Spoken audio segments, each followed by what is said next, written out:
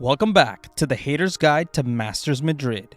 Teams in the Americas, EMEA, Pacific, and China have all participated in the Kickoff events to send 2 representatives from each region to play in the Masters tournament.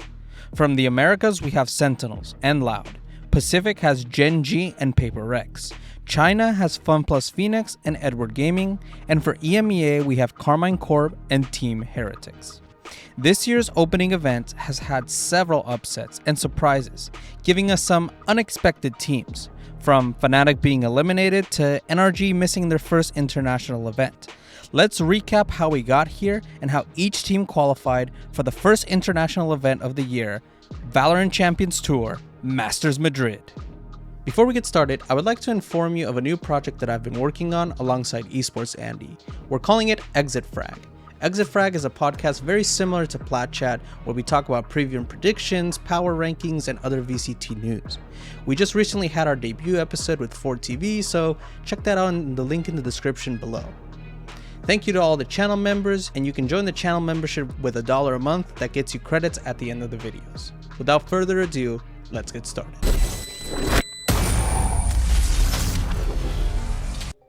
Davai, Forsaken, Mindfreak, and Something have done it again. They choked another tournament's grand final. It's funny because they had the lightest route possible to get to the finals. And before I get any Paper Rex fans saying, well, they were saving strats for Madrid, or the finals don't matter, have you forgotten that winning the kickoff event for your region also gives you 3 points for champions, making it equivalent to a Masters event? Maybe not in terms of prestige, but definitely in points. Look, I know Monyet has not come close to replacing Jing. Monyet has even been kept on the raise roll just by itself, but still hasn't brought that impact that they need. And I think there's only 2 ways of solving this problem. Give him a larger agent pool, or give him time and experience to become that impactful player. Players like Something and Mindfreak are still playing really well, maintaining that 1.0 plus KD rating across the entire tournament. That being said, despite statistically looking well, they didn't look as dominant as they did last year. They are keeping the weird compositions like running triple smokes or triple duelists, but a lot of the region is catching up. Regardless of all my doubts, we still have to remember that Paper Rex only played 3 matches, so the sample size is a lot smaller to determine if they are still elite. In their match against Gen.G, they pushed them to the limit on Breeze, resulting in them dropping the first map. Fortunately, they would win the second map and the third one with comfortable leads. Against T1, their first map was really exciting, as both these teams were projected to be top teams. But the reality is that there was seemingly no struggle against T1 on map 2. Paper Rex, despite falling at the finals, still had a solid showing this year. The team, in the eyes of many, including myself, are still elite. The W gaming mentality tends to be their biggest asset and biggest handicap. I hope Coach Alex is preparing some strategies for other teams, because this year's winners seem to be playing some amazing Valorant. I hope Paper Rex can step up and do the same.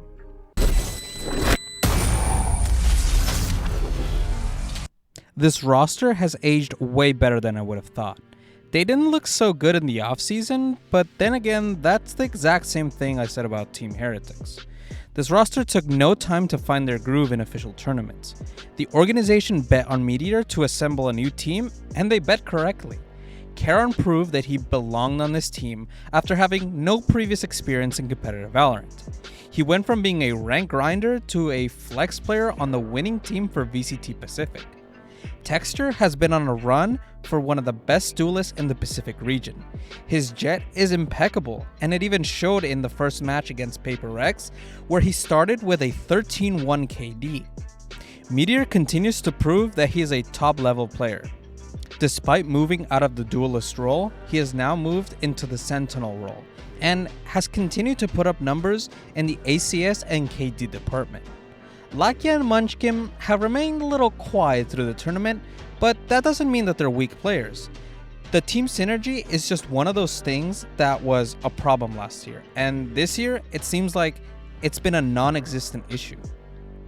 In their match against Paper Rex in the group stage, they almost stole the match from Paper Rex by beating them on Breeze and having a very close map on Lotus.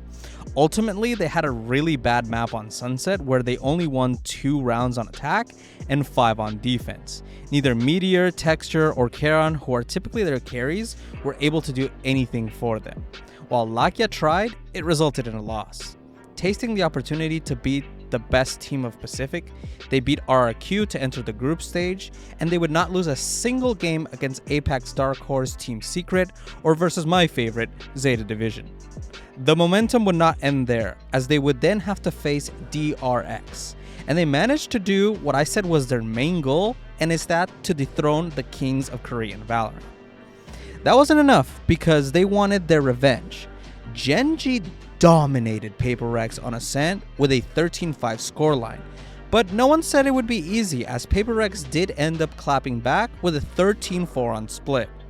On Lotus, it looked like they were going to get a 5-map series with another very close game between these two teams, which had the Korean squad take the lead.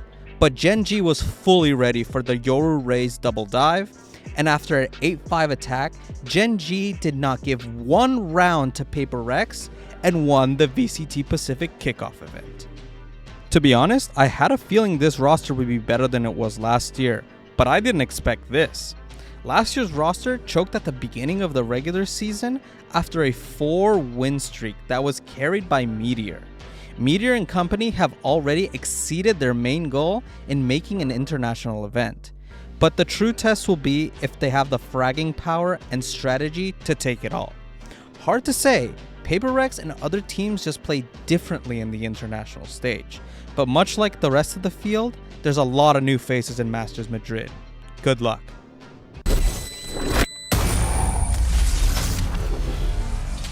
FPX, unlike their counterparts, had a slightly longer tournament, by 1 game, where they played against Nova, TuyZ, and DRG.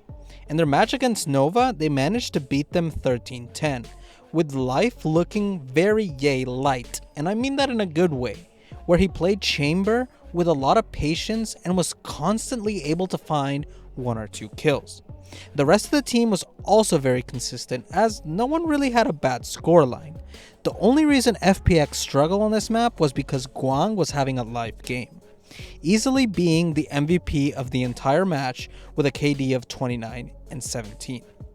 Nova, despite looking competent on map 1, had a decent attack half with a score of 5-7, but FPX were just so much better with Chamber, Raze, Viper, Omen, and Gecko composition, and the reality is that FPX just diffed them due to the experience and time together. Against TuyZ Esports, TuyZ had a substantial lead over FPX, 6-1, and all of a sudden they started to choke their lead, where we got to the point where FPX were up 12-10 and TuyZ didn't even try to send it into overtime. TuyZ on Bind barely dodged the choker allegations and beat FPX by 2 rounds after almost choking a 14-4 lead. FPX couldn't take lightly to this and regrouped with a 13-10 win on the following map. In their match against DRG, they managed to gain an 8-score lead, but DRG managed to get 4 rounds to end the half. FPX really struggled on Ascent, losing bonuses and buy-up rounds. It was kinda chaotic, almost leading DRG to make a comeback, but at the end of the day, they managed to get the last 5 rounds on Ascent to win. On Breeze, FPX started off with a massive 7-0 lead and only allowed DRG to get 3 rounds in each half. Watching FPX showed me that the rosters being together longer and having experience was a major factor in being able to qualify for Masters Madrid. The entire region as a whole is still learning the insides and out of the game, and I don't blame them. They really only had the game for about less than a year, and other teams will catch up soon. There is talent like Fang F, Bianc, Spring, and Guang, but it'll take time.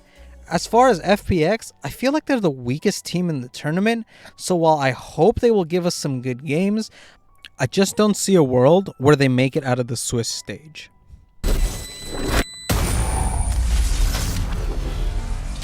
EDG are the most experienced Chinese Valorant team in the VCT CN circuit, and it's shown once again. The rosters return intact with Chichu, Smodgy, Haodong, Nobody, and the Taylor Swift of Chinese Valorant, ZMJJKK, also known as Kang Kang. Their journey in the Chinese Kickoff is a light one. They played against Wolves in their first game and beat them rather lightly on Bind. Ascent though was a different story. EDG struggled on the defensive side of the map and could not hold or retake sites. By the time they figured something out, they managed to tie the score, but once again on attack, they struggled to come up with any round, eventually losing the map to Wolves 13-10. Breeze is where things got really interesting, as they once again struggled with the opening series of rounds where they would be down 6-1. Luckily for EDG, Wolves started to choke round after round and allowed EDG to get up to a score of 7-5. The second half was no different, and EDG ended up with a massive deficit only to bring it back. The turning point was around round 17 where Chichu finds himself in a 2v1 situation where he picks up a Vandal and manages to dodge Sova utility and time isolated fights against Wolves players. After EDG goes on a streak, it's interrupted by a Spring Ace. Tragic that he's on Wolves because dude is actually really talented, but luck can only take the team so far, and EDG close out the map. Their next match would be against TuyZ, where we got a very competitive sunset. The match would really devolve into who had better aim. And it was to the point where EDG had to execute a very beautiful retake on round 23. But YOU gets an incredible 4K to save TuyZ from choking and send them into overtime. Unfortunately for TuyZ, Kang Kang and company are the main characters of the story, and they finish them off in OT decisively. TuyZ did not handle this well, and it showed in the following game where TuyZ only managed to get 6 rounds on Bind and EDG looked dominant. And this is how they qualified for Masters Madrid. EDG are by far the favorites to make playoffs from the Chinese region. This will be a good place to see if they have a chance to win at home for Masters Shanghai, or if they will fall short like they have at other international events.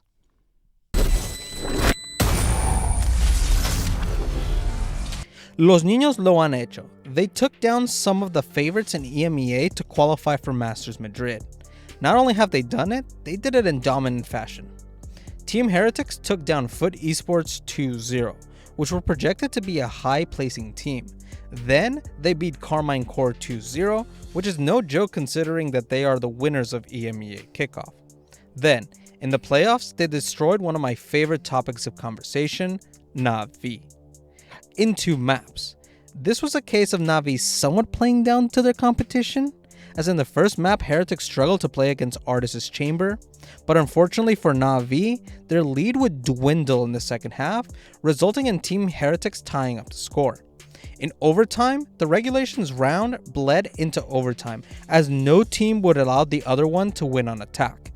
In round 29, after Heretics managed to plant on B site, Na'Vi would push Heretics in main, and with 2 Omen Smokes and a Viper Orb, chaos ensued. But Heretics managed to get some spam kills and collaterals to steal the attack round. And on defense, they read Na'Vi's mid push perfectly, mowing down majority of the team and then killing Artis to qualify for Masters Madrid.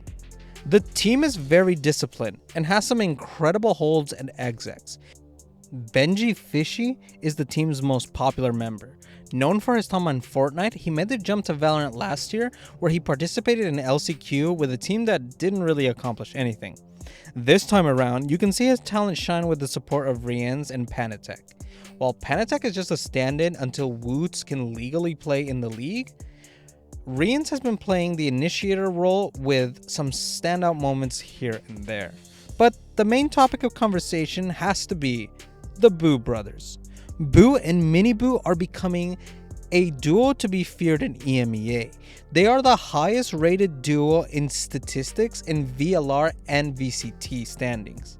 And it makes sense as they have been winning the games in dominant fashion. Heretics are going to be favorites for the crowd. They are the only Spanish representation in the tournament, and this time around, the team is looking quite good. If they can fix some of the smaller mistakes that they had against Karmine Corp, then this team can have a deep run in the tournament, pleasing all the Spanish fans.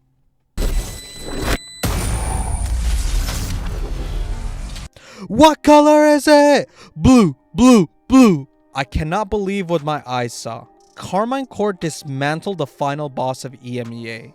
They 2-0'd Fnatic, and while the maps got close, at every instance, they were incredible on execs and retakes, and remained cool under pressure. It was like the tactics and the team were just clicking. I said in the Haters Guide to VCT EMEA that the teams look good on paper, but that Karmine Corp fans should not be delusional. But goodness gracious was I wrong. TuyZ on smokes was so clutch. Narrate in the dive and initiator role looked amazing. And Marteen is an insane duelist that France deserves. There were some plays in the series with Fnatic that were unbelievable. I've never seen the current Fnatic core be so diffed in strategy and matched in fragging power. Karmine Corp have done it, and it's honestly such a breath of fresh air to see new teams rise up and take the crown. Their journey is not a short one either. Karmine Corp had to face Team Heretics in the opening of Kickoff, and unfortunately that didn't go their way. But the incredible part is after losing 2-0 to Heretics, they would only drop 2 maps for the rest of the event, against Foot on Bind and Team Heretics in the grand finals of EMEA Kickoff. They beat Foot Esports in the group stage decider, and in play-ins, they did not give one map to Team Vitality or Koi. They were on another gear, and it showed in the playoffs, as they dominated Fnatic on Lotus defense, and they closed it out on offense. But the true show began on Split, as on attack they would take a 7-5 lead and only give up 3 rounds on defense to eliminate Fnatic in an upset that had the entire VCT community's jaws on the floor. And if you think that they were going to stop there, you'd be wrong, because despite dropping a map to Heretics in the grand finals, they swept the rest of the maps without a struggle. The Melons era of Karmine Corp is over. No more garbage Scream-led team.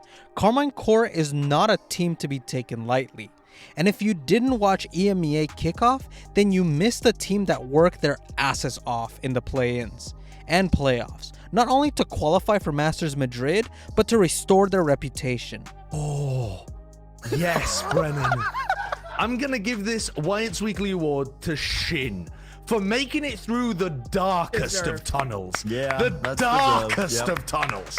And coming out the other end and looking superb. Because, yeah, I mean, they can't stop you, son. They can take away your classic clutch on Sunset. They can take away your ace clutch on Split. But they can't take away you overcoming the odds, beating out the Screaming Navarra brothers, and making a success of your life anyway. Allez les bleus! Allez les bleus! Allez les bleus! What color is it?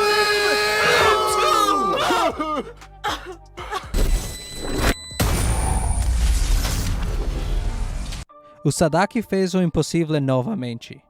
He made another international event in a time where we had not seen anything from Loud in the off-season.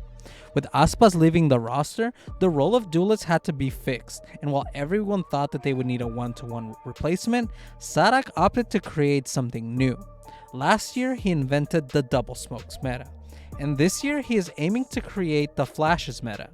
Instead of having QCK opping on Jet, he has put him on Phoenix, and it's worked out. They beat Sentinels in a very close 2 maps, and proved that Aspas was not the sole reason that Loud were successful. Loud would move on to playoffs where they would face up against evil geniuses.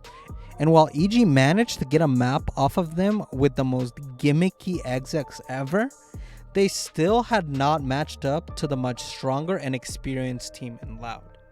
The duelist comp by EG fell flat on its face, and while Derek Overwatch himself tried to carry the team, it was for nothing, as Loud just kept shutting them down every round. Honestly, there isn't much to say about Loud. They are still the most solid and now the newly most consistent team in the Americas.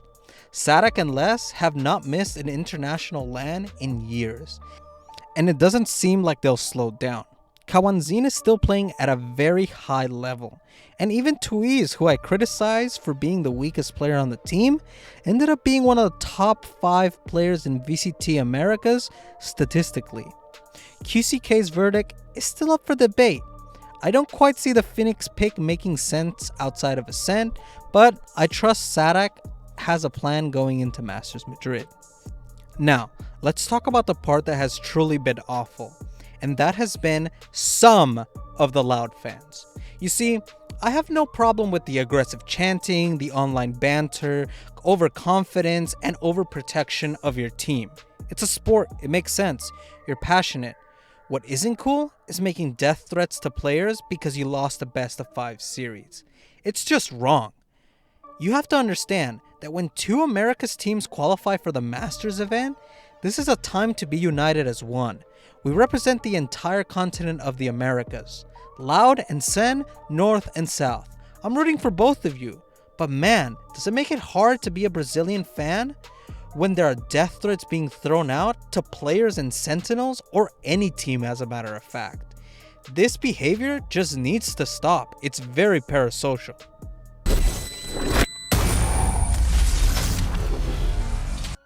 Wow, Sentinels has lived up to the hype everyone was claiming they had. The whole organization has been taking small steps to become the roster you see on your screen. Sentinels took the offseason very seriously, playing an insane amount of tournaments and prepping for the regular season, and it showed. Their execs, retakes, alongside the raw talent has made Sentinels one of the best teams to watch.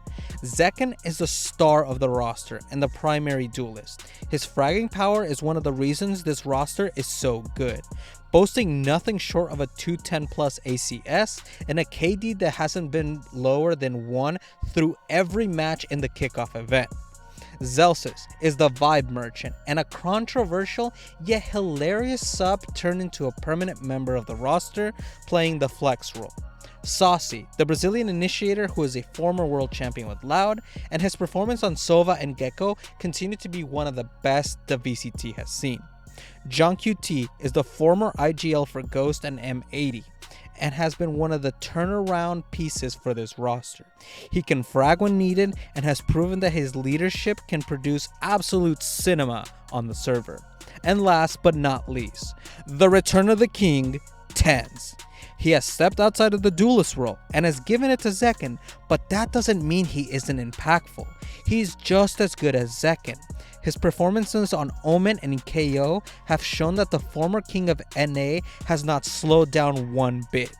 Just needed a new direction. Leading that direction is the coaching staff of Kaplan and Drew Sparks, who have reshaped Sentinels. Despite being a team that prepped very much in the offseason, that didn't save them from being in play-ins. They lost their match to Loud in the opening of the tournament, and they weren't prepared for the Phoenix on Loud, and to be fair, no one really was either. Against 100 Thieves, they had an excellent matchup, giving us that hype that we were promised last year with the Battle of Mid. Against Leviathan, they had a really bipolar set of maps that still resulted them in winning and eliminating Leviathan from the international stage and denying Aspas his first international stage in many years. At play-ins, the train didn't stop, and they managed to beat MIBR and G2 in the first round to make playoffs. Against NRG, they had a banger of a match on Sunset that resulted them in them winning overtime. And on Ascent, NRG managed to take a map off Sentinels. But nothing could have prepared me for what happened in the next match. Oh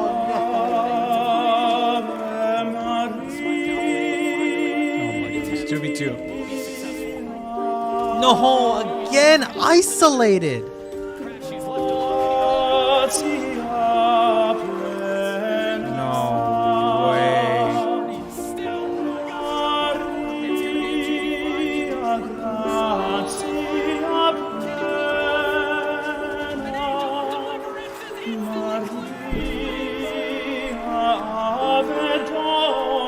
Blow up the roster. I'm done.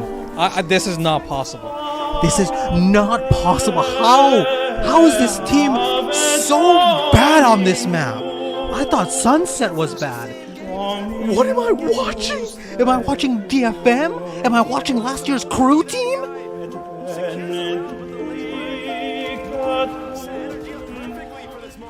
All in all, this team was made and forged by the fire of a long offseason and a long play-in season. Beating everyone in play-ins and getting their revenge on Loud has shown that this roster is elite. Their final task is to bring back Sentinels to win the Masters Madrid trophy.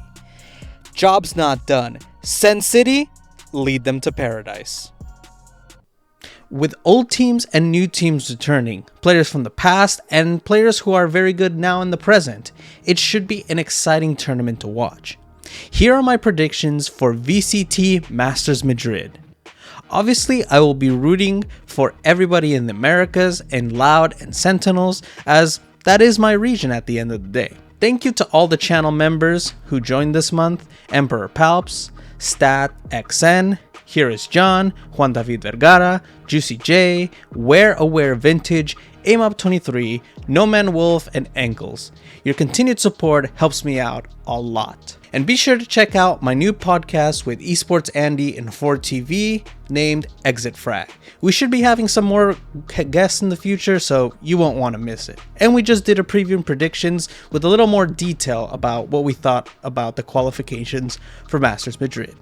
Thank you for watching, and have a good day.